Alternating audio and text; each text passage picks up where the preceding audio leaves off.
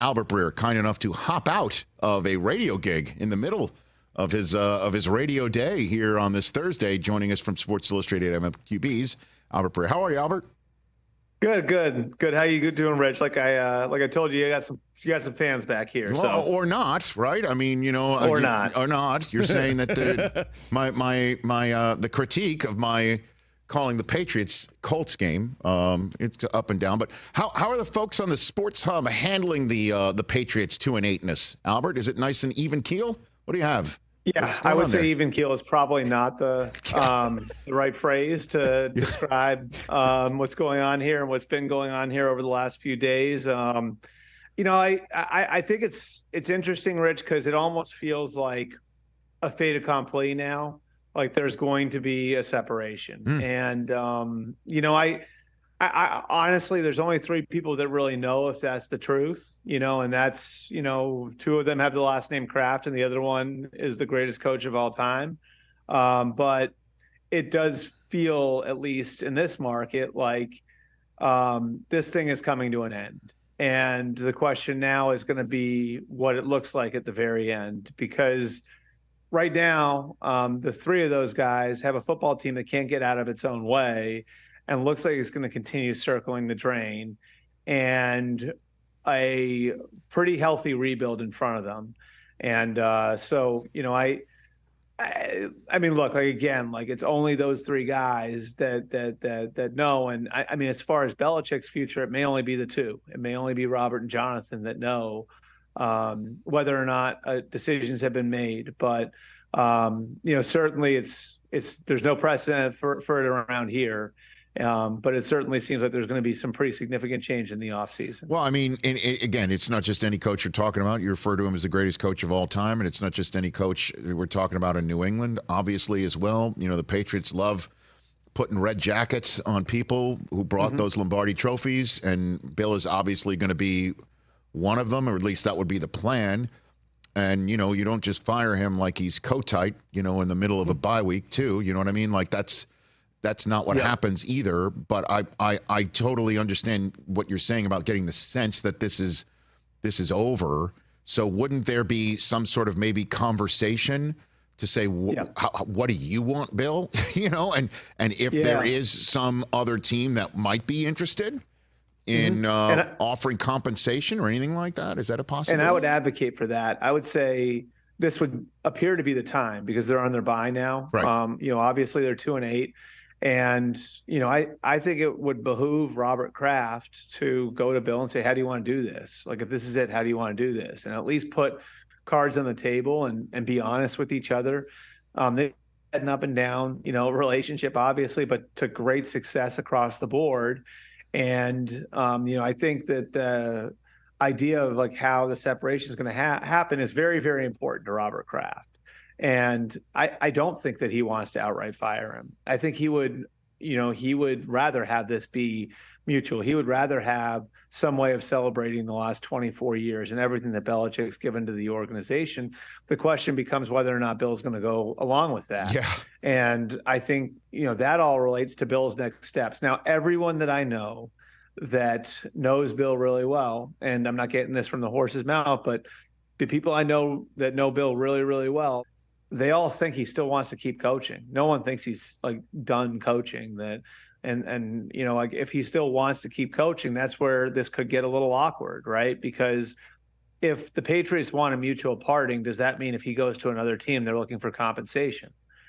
And if they want compensation, does Bill just say to them, okay, well, just fire me? That's where it could get awkward. If this was like a true retirement, that's one thing. Then, you can work out something that's like, okay, like we're going to announce it, in week 17 or week 18. And then we're going to allow for the fans to say goodbye to you. And we're going to have a ceremony and we're going to do all this different stuff. Like if this was a true retirement, that's, what you would be looking at. If Bill still wants to coach, then it's something else.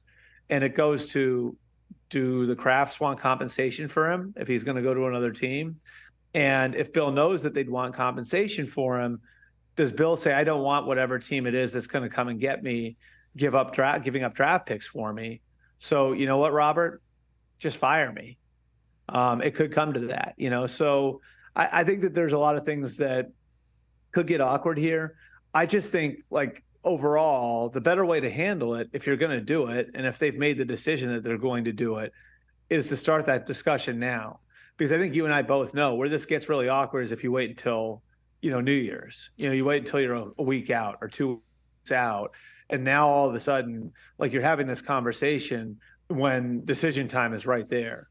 To me, like, doing it during the bye week, doing it right now makes a lot of sense because it gives at least everybody runway to work something out. Well, this is going to play out in front of a lot of people, straight up, Albert, not just because of who we're talking about, but by the fact, I mean that the game that I just called on NFL Network, nationally, internationally, if you will, is the first of 3 nationally televised Patriots games over the next month. They've got this is front and center. They've got a Thursday night game at Pittsburgh, and then a Monday nighter at home against Kansas City, and then a Sunday nighter. I'm in the booth for this one too on Christmas night. That's a nationally televised game on NFL Network on New Year's Eve. Christmas Eve night. Christmas Eve, yeah. That I'm calling. The whole country is going to watch 3 straight Patriot games in a row, and they, who knows what they'll be going into those games. Right. And Rich, not to interrupt you, but those standalone, we saw it on Monday night. Like, those standalone games can take on a different tenor and tone, Yeah. I mean, I think the Buffalo, like, if that happens at 1:00 on Sunday, is the reaction the same? I mean, it's not good for the Bills either way, but I don't know that the reaction is quite the same if that's not a standalone game. So, like, we know, I think for a fact, like, those standalone games do take on a different tone and tenor because it's the only game on, and so all the conversation, social media, all of it is on that one thing. And so, yeah, I mean, I think that does create those sort of interesting, checkpoints along the way between now and week 18. Albert Breer here on the Rich Eisen Show. A few minutes left with Albert. So why did Ken Dorsey lose his job? I mean, what is going on behind the scenes that you can tell us that led to this, other than just wasn't working out, we could see it, or anything like that? Trevon Diggs' brother saying, Steph's got to get out of there. There just seems to be an iceberg, and we're just seeing the tip, Albert. Yeah. I would say, like, if you want to look at it, like, just for what it was, I mean, it's easy for all of us to say the offensive numbers are good and the defense and special teams were the culprit on Monday night, and all of that's true. I would say that the people in that organization know right now that the offense is going to have to carry things the rest of the year. And that's in part as a result of the injuries they've had on defense to Matt Milano and to Tre'Davious White and to Daquan Jones. And I think if you actually watch the games and you watch the offense and you look at the reasons why they're turning the ball over, it's because they're not consistent enough. It's because there's not enough of an identity there. And I think the idea in going to Joe Brady here is to try to create some sort of change in the offensive meeting room. Joe Brady is very organized. He's very creative. I think that he'll put a little bit more into the run game, and he's very inclusive. He'll include other people in the room in the conversation. And I think all of those things are what Sean McDermott's looking for here. I also would say this. It puts a lot of pressure on Sean McDermott because he's now offloaded 2 coordinators in the span of 10 months. So, he's sort of the Will Smith meme now. He's standing there and it's him. Like, he's the only one in the room to point the finger at now. And I think what's so fascinating about it, the urgency, like, see, to me, like, the window isn't closed on the organization because as long as you have Josh Allen, the window's open. But if you look at the age of some of the guys in that roster, right? Stephon Diggs is turning 30. Tre'Davious White is turning 30. Micah Hyde and Jordan Poyer, who are so important to that build, are 32. Von Miller's 34. Mitch Morse is 31. They've got a lot of older players on that team. And so the window is still open for the organization, but you're probably about to go through a reset. And if you're the Pagulas, part of, conducting a reset is who's going to be running that reset.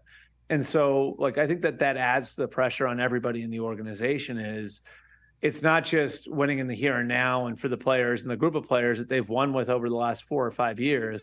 It's also who's going to be running the next phase of this.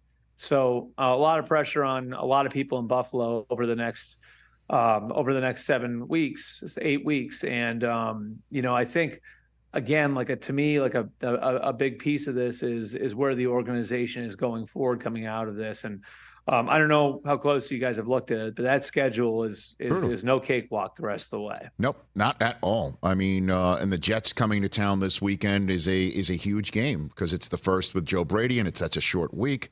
And obviously, the Jets could sweep the Bills and send them to below 500 going into Thanksgiving. It's a massive game for the Jets too. Of course, I mean, they can get back to 500, and they got a Black Friday game against Miami coming up, and Rodgers potentially returning. What is your 2 cents on Rodgers potentially returning? What are you hearing right now? Mid-December, really? I mean, is that really possible? What's funny about it, Rich, is the conversations that I had on Aaron and where he's at physically. People with the Jets were very careful about putting any sort of date on it, but you always got the idea they were more optimistic than you wanted to believe, if that makes sense. It was I remember oh, well, you guys would have to get in the playoffs. It's well, maybe he could help us get in the playoffs, So you got little hints along the way that they didn't want to put it on him, and say yes, he'll be back week 14. Yes, he'll be back week 15. They didn't want to put any of the pressure on Rodgers that way. But you got little hints that things were going really well in his rehab to the point where they felt good about the possibility that he could get himself back in there. And now it's on the team, to get themselves in a position where it's worth it for him to come back, right? Because I think we can agree that's the big thing here. The one thing that does help the Jets too, the AFC is not nearly as strong as we thought it would be. Cincinnati's fought through the Burrow thing. Buffalo isn't as good as we thought they'd be. The Jaguars look great. Then they get smacked by the Niners last week. So, I mean, is it possible that a 9-8 team could get in the AFC playoffs? And I think that that's more of a possibility than we ever would have thought it would have been 2 months ago when the conference just looked stacked.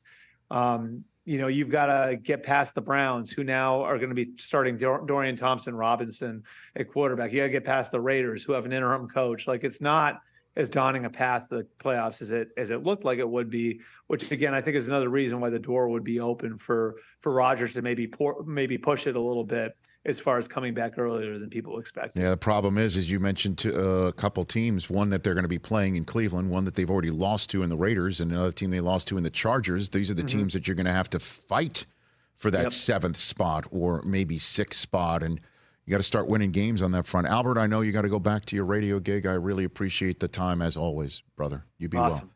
Awesome. Thanks, Rich. Right back at you. We should talk next week, I think, right? Say it again? We should talk next week. Next week. Let me check my schedule. Oh, I am free, sir. Are you free next week?